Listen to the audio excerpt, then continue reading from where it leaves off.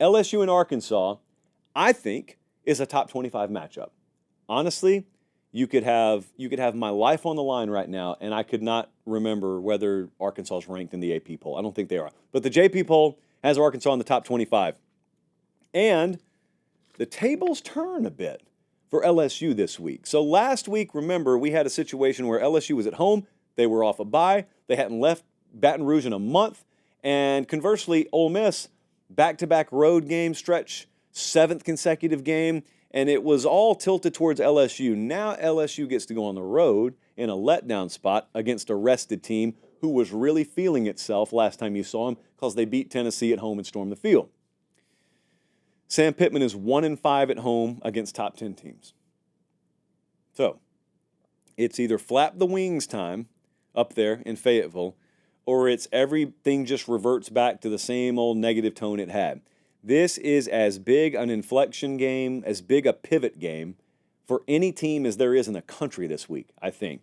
Because there are two very divergent paths that we could be about to go down. Arkansas wins this game.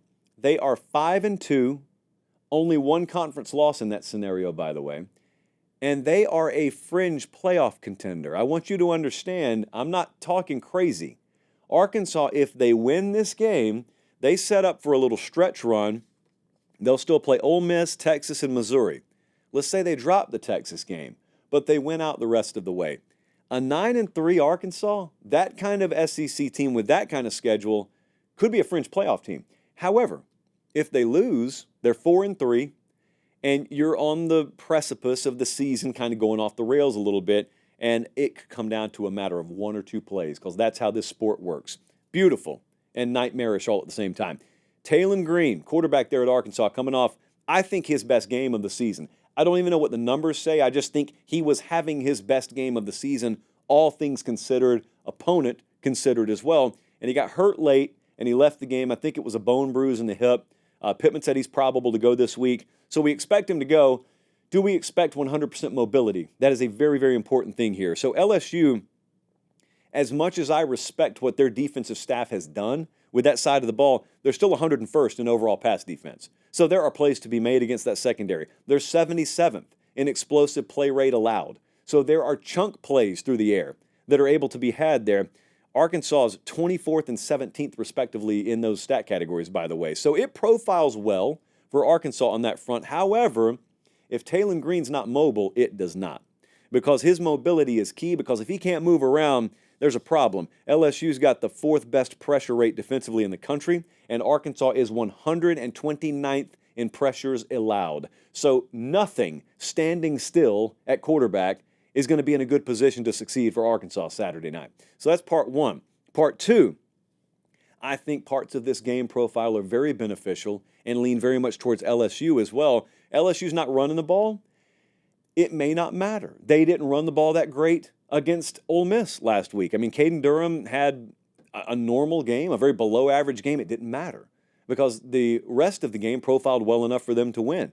And Arkansas's pass defense is 69th in the country, and LSU's sitting there on the border of top 5 in the country in that same stat category. So Garrett Nussmeier, I think in the latter part of the second half of that game last week, may have had that moment where it clicked and he woke up, and he may go into Arkansas Saturday night and get them up 17-0 early. Like if a guy really hit his stride as a quarterback, we see that happen with guys every year, and all of a sudden you're looking at point spreads or you're looking at matchups, and it doesn't matter what this team was a month ago. It's a totally different team now.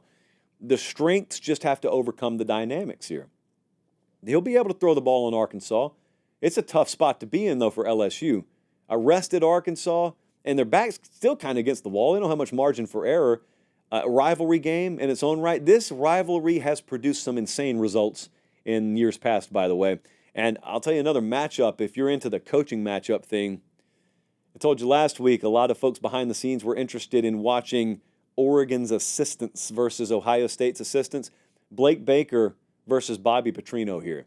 That's LSU's defensive coordinator versus Arkansas's offensive coordinator. Really fun matchup. I think this is similar to Miami, honestly.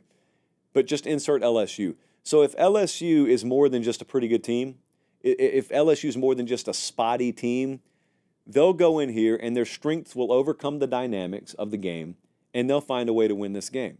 And I think LSU is a team that has that capability. Colin, let's take a look at what the model thinks, because this is going to be really interesting. So LSU's favored by 2.5 in this game. The model thinks the wrong team is favored. The model thinks the overall point spread is 5 points off what it should be, and it crosses 0. The model has Arkansas winning, and favored by 2.5, by the way.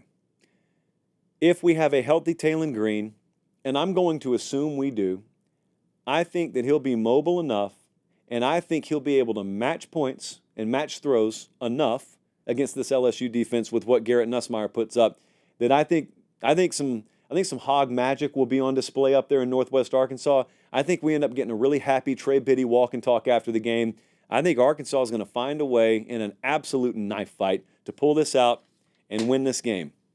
And if they do, then good for the JP poll for having them rated when the AP wouldn't do it. And number two, the Arkansas conversation becomes kind of sort of low-key real, because they'll be 5-2. And you know what? If I'm wrong and LSU wins, well, then the LSU conversation really gets ramped up, because this is a game where if LSU wins it, the public probably won't respect it a whole lot. I will.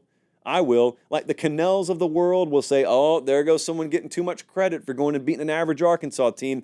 Well, the thing about it is, they're not average yet. You beating them added a loss on their resume and made them appear more average, but that was because of what you dealt out to them. I'll deal with Cannell off the air. The point is, huge pivot moment for both of these teams this year.